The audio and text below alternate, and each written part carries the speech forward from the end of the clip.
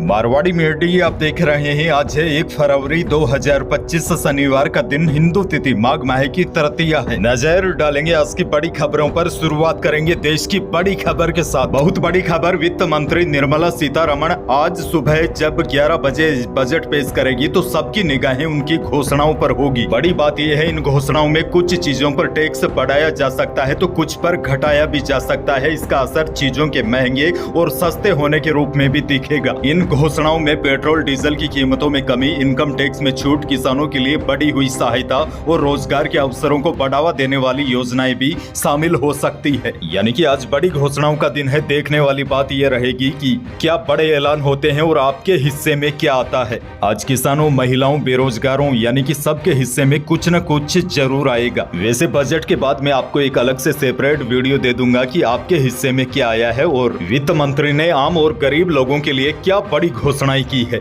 फिलहाल आगे बढ़ते ही बड़ी खबर, बजट सत्र की शुरुआत से पहले पीएम मोदी ने अपने संबोधन में कहा है कि जब भारत आजादी के 100 साल का जश्न मनाएगा तो भारत विकसित होकर रहेगा। खैर आगे बढ़ेंगे। बड़ी खबर, 18वीं लोकसभा के बजट सत्र के पहले दिन राष्ट्रपति द्रौपदी मुर्मू ने संसद के दोनों सदनों लोकसभा और राज्यसभा के ज्वाइंट सेशन में 59 मिनट का अभिभाषण दिया। उनके इस अभिभाषण पर कांग्रेस नेताओं की टिप्पणी पर विवाद खड़ा हो गया है। सोनिया गांधी ने द्रौपदी मुर्मू के भाषण के बाद बेचारी शब्द का इस्तेमाल किया, वहीं राहुल ने भाषण को बोरिंग बताया, जिसके बाद भाजपा ने इसे आदिवासी समाज का अपमान बताया है। वहीं राष्ट्रपति भवन के प्रेस सेक्रेटरी ने भी कहा है कि विपक्षी सांसदों का बयान दुर्भाग्यपूर्ण है, ऐसी टिप्पणियों से बचना चाहिए। अभिभाषण के बाद सोनिया गांधी ने कहा, अंत तक राष्ट्रपति बहुत थक गई थी, बेचारी वह मुश्किल से बोल पा रही थी। खैर आगे बढ़ेंगे। महाकुंभ से बड़ी खबर, महाकुंभ के 19वें दिन कल करीब 3 करोड़ लोगों ने स्नान किया। यानी कि अब वहां स्थितियां सामान्य हो गई है। हालांकि अभी भी कुछ लोग बिछड़े हुए जरूर है। इधर मौनी अमावस्या पर हुई भगदड़ की जांच करने के लिए कल न्यायिक आयोग भी प्रयागराज पहुंचा। यह आयोग जांच करेगा कि भगदड़ क्यों हुई। आयोग 1 महीने में अपनी रिपोर्ट सरकार को सौंपेगा। राहत की बात यह है, फिलहाल वहां पर स्थितियां काबू में है। बड़ी तादाद में श्रद्धालु पहुंचकर डुबकी लगा रहे हैं। वैसे आपका भी महाकुंभ में जाने का प्लान है तो आप जा सकते हैं, लेकिन कुछ बड़ी बातें आपको बता दूं। अगर आप गाड़ी या वाहन लेकर जाते हैं तो संगम से सभी पार्किंग 10 से 15 किलोमीटर की दूरी पर है। यहाँ से आपको ऑटो या बाइक मिलने के चांस भी काफी कम है, इसलिए पैदल ही यह दूरी तय करनी पड़ सकती है। यानी कि संगम तक पहुँचने के लिए आपको 4 से लेकर 15 किलोमीटर तक की पैदल दूरी तय करनी पड़ सकती है। बहरहाल आगे बढ़ेंगे। राजस्थान से बड़ी खबर, भजनलाल सरकार आगामी 5 फरवरी से संपूर्ण राज्य में एग्री स्टेक योजना को शुरू करने वाली है। वैसे आपको बता दूं, इस योजना के तहत राज्य के सभी जिलों में शिविर आयोजित किए जाएंगे, जहां किसानों को फार्मर रजिस्ट्री आईडी बनवाने के लिए सहयोग प्रदान किया जाएगा। मुख्यमंत्री शर्मा ने भी किसानों से अपील की है कि वह अधिक से अधिक संख्या में शिविरों में भाग ले और फार्मर रजिस्ट्री आईडी बनाकर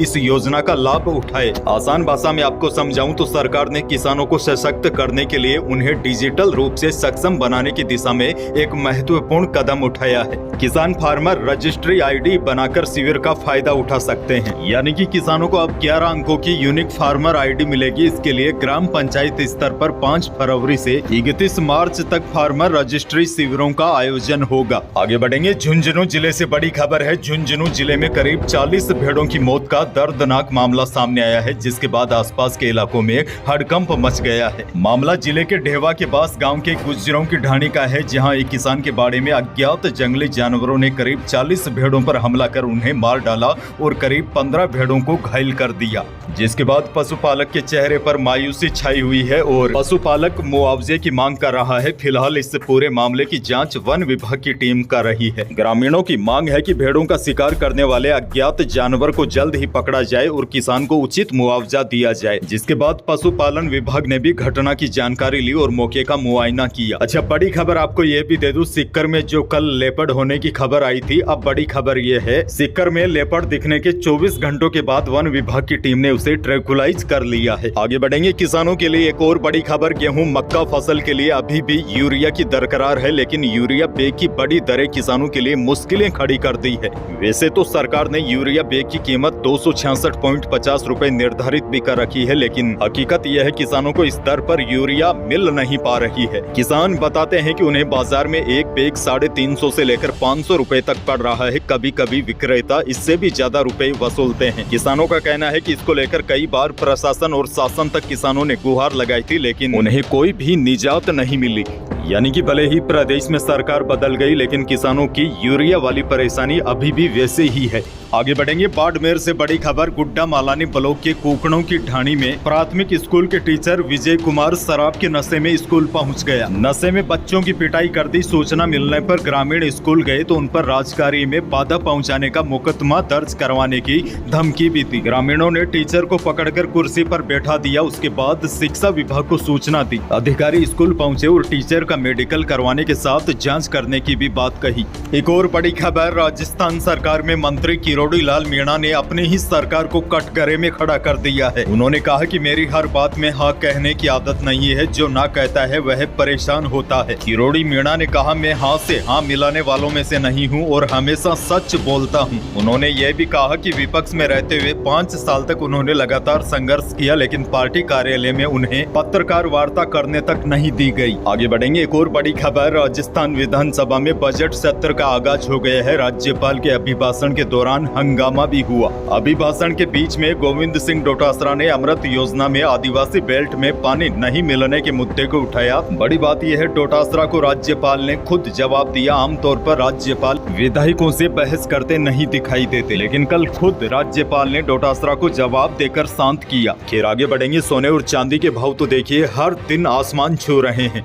शुक्रवार को भी सोना और चांदी फिर से नई ऊंचाई पर पहुंच गए हैं। जयपुर सराफा बाजार में शुद्ध सोना 1200 रुपए बढ़कर 84,400 रुपए प्रति 10 ग्राम रहा और जेवराती सोना यानी कि 22 कैरेट सोना भी 1100 रुपए तेज होकर 79,100 रुपए प्रति 10 ग्राम पर पहुंच गया और चांदी भी 1300 रुपए की छलांग लगाकर 95,700 रुपए प्रति किलो पर पहुंच गई है। और देखिए बड़ी बात आपको बता दूं, आज बजट है तो ऐसे में आज एक बार फिर सोने और चांदी के भाव में भारी उठापटक देखने को मिल सकती है। आगे बढ़ेंगे। मौसम को लेकर भी बड़ी खबर आपको दे दूं। राजस्थान में पश्चिम से आने वाली हवा के कारण दिन में सर्दी बिल्कुल कम हो गई है। हालांकि आपको बता दूं, कल उत्तरी राजस्थान के कई जिलों में घना कोहरा भी छाया रहा। अब मौसम विभाग से बड़ी जानकारी यह है, 2 फरवरी तक मौसम साफ रहने और तापमान में मामूली उतार चढ़ाव होने की संभावना है। उसके बाद 3 फरवरी को एक नया पश्चिमी विक्षोभ सक्रिय होगा, जिसकी वजह से 3 या फिर 4 फरवरी को प्रदेश के उत्तरी पूर्वी हिस्सों में कहीं कहीं पर बारिश होने की भी संभावना है। अच्छा, अंत में एक और बड़ी जानकारी आपको दे दूं, आज 1 फरवरी है, यानी कि नए महीने का पहला दिन है। तो ऐसे में कई बड़े बदलाव होंगे, जैसे एलपीजी सिलेंडर की कीमतें घट सकती है या बढ़ सकती है। पेट्रोल डीजल पर नए रेट जारी हो सकते हैं। इसको लेकर भी मैं अगले वीडियो में आपको अपडेट करूंगा। फिलहाल यही थी प्रदेश और देश की आज की बड़ी और महत्वपूर्ण खबरें। वीडियो को लाइक करना बिल्कुल न भूलिए और चैनल पर नए हैं तो सब्सक्राइब जरूर कीजिए, ताकि आप अपडेट रहे बड़ी और काम की खबरों से। धन्यवाद।